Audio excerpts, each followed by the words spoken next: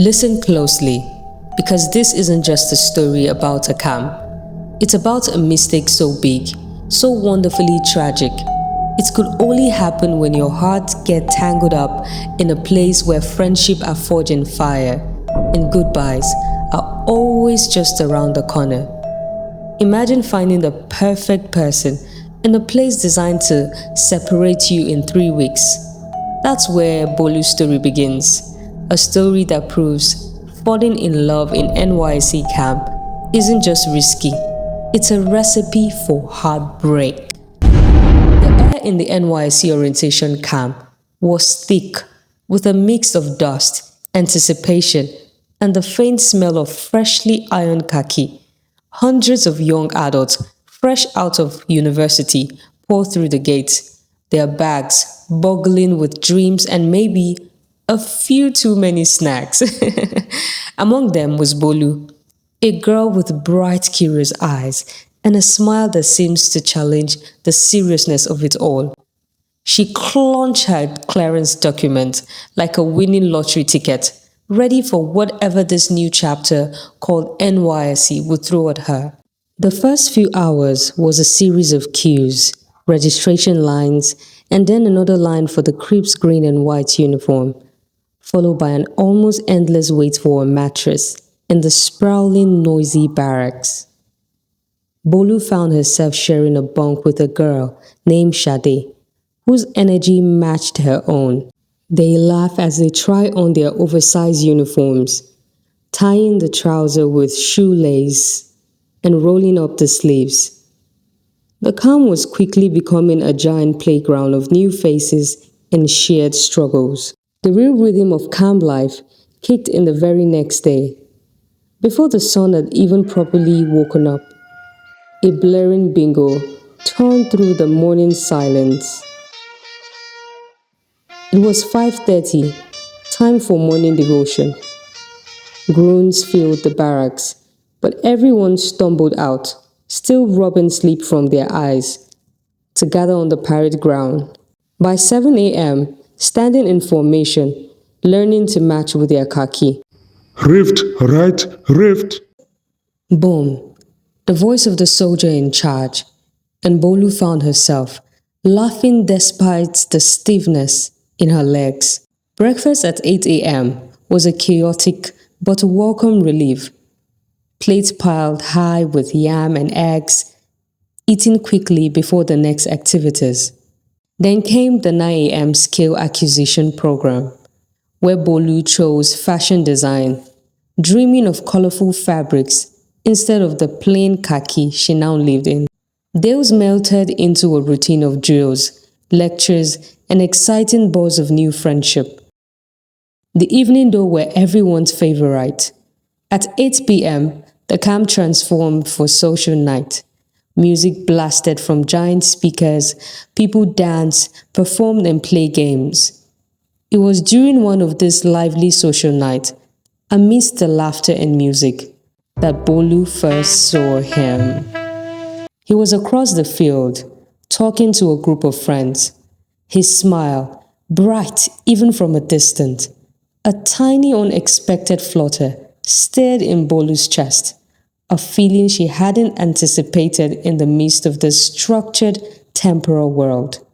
She didn't know his name or anything about him, but as the night deepened, a strange thought whispered through her mind. Could something real bloom in a place designed to last only 3 weeks? The day that followed felt like a movie, where Bolu was constantly looking for a specific actor.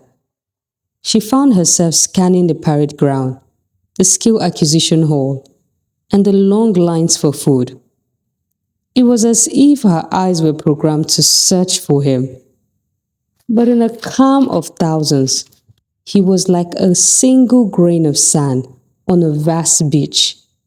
For a moment, she started to wonder if she had imagined him. Fate, however, has a funny way of making things happen. One afternoon during a particularly chaotic parade drill, a clumsy soldier stumbled, causing a rampant effect that made Bolu lose her balance. Just as she was about to tumble into the dusty ground, A hand shot out and held her. She looked up, and there he was. His face, now much closer than it had been on social night, was even kinder than she remembered. "Are you okay?" he asked, his voice calm and warm. Bolu's cheek flushed a little. "Yes, I'm fine. Thank you." "Tunde," he said, extending his hand. "Bolu," she replied, a shy smile spreading across her face as she took his hand. It was a simple touch, but in the whirlwind of the calm, it felt like an anchor. From that moment on, it was as if they were drawn to each other. They found a million little reasons to be together. They would accidentally meet in the breakfast queue, sharing secrets over watery tea and staked bread. During skill acquisition, Bolu would find Tunde waiting for her outside the fashion design class, ready to tell her all about his own woodworking project. At night, during social hours, they would find a quiet corner away from the blaring music, talking for hours about their hometowns, their families, their big post-NYSC dreams. Bolu's new friend, Sade, noticed the change immediately. "Girl, you're always with that Tunde guy," she teased, but her eyes held a hint of worry. "Be careful, okay? This is just calm. Everything here is fake, like a 3 weeks movie." Bolu just laughed it off.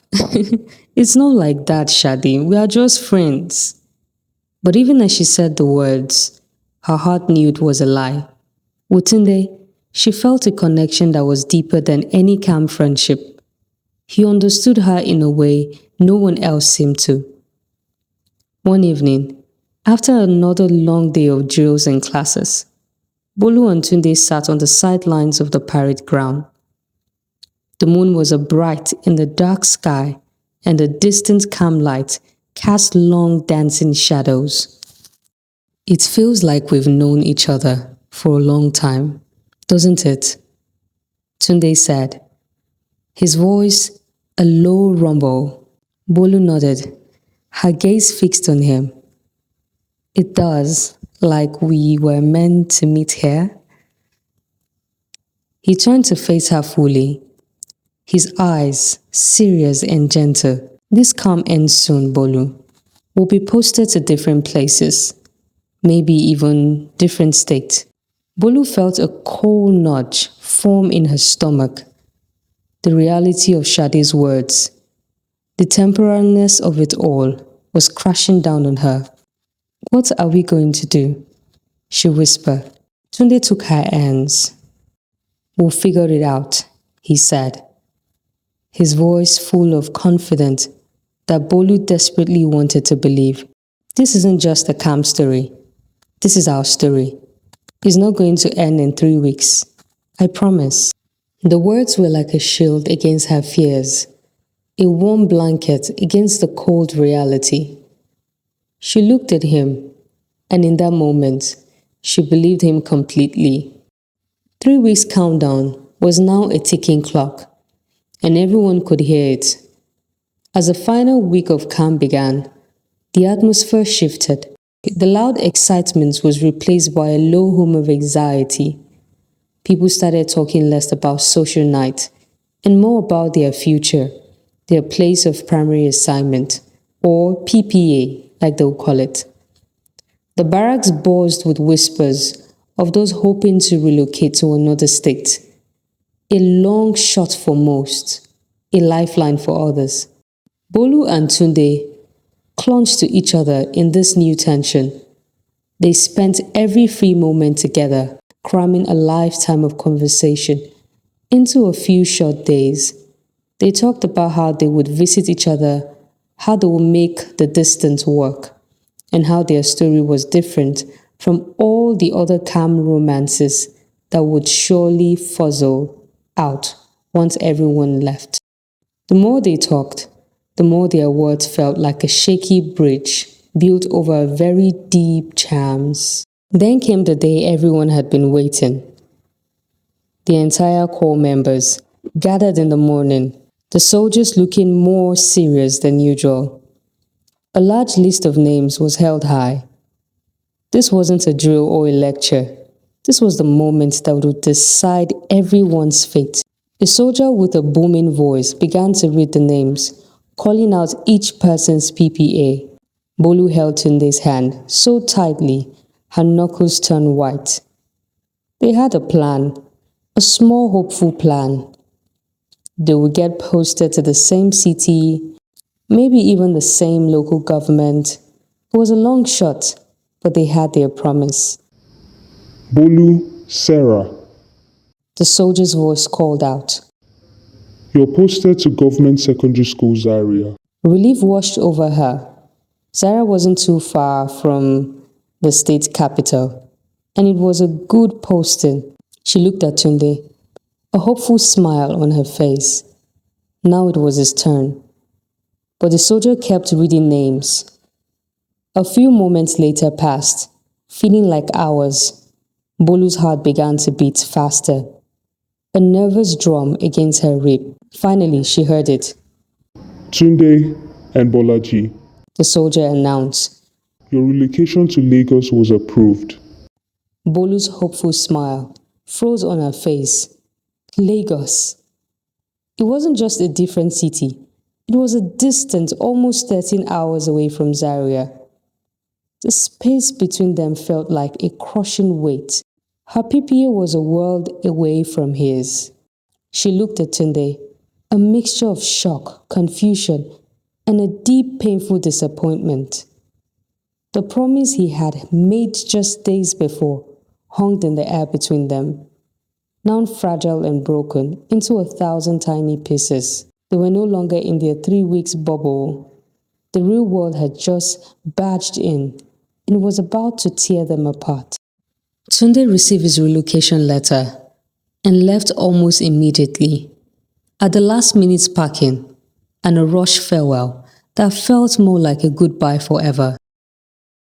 I will call you as soon as I get to Lagos, he said, his voice cracking with emotions. I promise. But the call never came. Bolu held on for weeks. She checked her phone for messages and missed calls so often that the screen started to feel hot in her hand. She waited through her entire service year, holding onto a silver of hope. She waited even after her POP, her passing out parade, the final official end of her NYSC journey. But the silence from Tunde was absolute.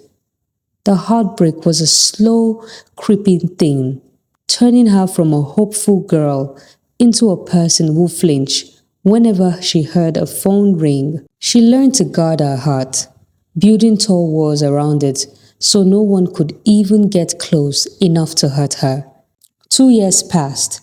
Bolu moved on with her life. But the memory of Tunde was a phantom limp, an ache she couldn't quite forget. She traveled to Lagos to visit her auntie, a trip meant to be a fresh start. But in the back of her mind, a tiny foolish part of her hoped she might, just might, run into him. One afternoon, her aunt took her to a big, bustling mall. The air-conditioned halls were filled with the laughter of children and the chatter of shoppers. As Bolu walked past a bright, colorful toy store, she stopped dead in her track. There he was, Tunde. But he wasn't alone. He was laughing, holding the hand of a beautiful woman. On his other side, a little boy of about 4 years old was excitedly pulling on his shirt, pointing at a shiny red car in the window. The boy had Tunde's eyes, and Tunde's bright smile. The world around Bolu went silent. She felt as if she was watching a movie of her own worst nightmare. With her heart pounding so hard it felt like it would break her ribs, she walked towards them, her feet feeling heavy and numb. Tunde, she said, her voice barely a whisper. He turned, and laughter vanished from his face, replaced by a look of shock and pure cold fear. The woman and child looked at her with confusion. Bolu, she stammered, his eyes dating between her and his family. Tears welled up in Bolu's eyes, hot and angry. You were married, she said. The words a jackknife in her throat. The whole time, the promise, everything. It was a lie. Tunde tried to reach for her, to explain, but Bolu pulled away. The little boy looked up at her, his innocent face full of curiosity. The sight was too much. The truth hit her with the force of a wrecking ball. The reason she had never heard from him was not because of a bad signal or a broken phone. It was because he had a whole life, a whole family waiting for him in Lagos. She wasn't a girl he fell for. She was a girl he played with. The realization was more painful than the silence had ever been. Bolu didn't wait for an answer. She turned and ran, the tears finally overflowing and streaming down her face. She ran out of the mall, into the blinding Lagos sun. Her perfect calm love story shattering into a million tiny ugly pieces behind her.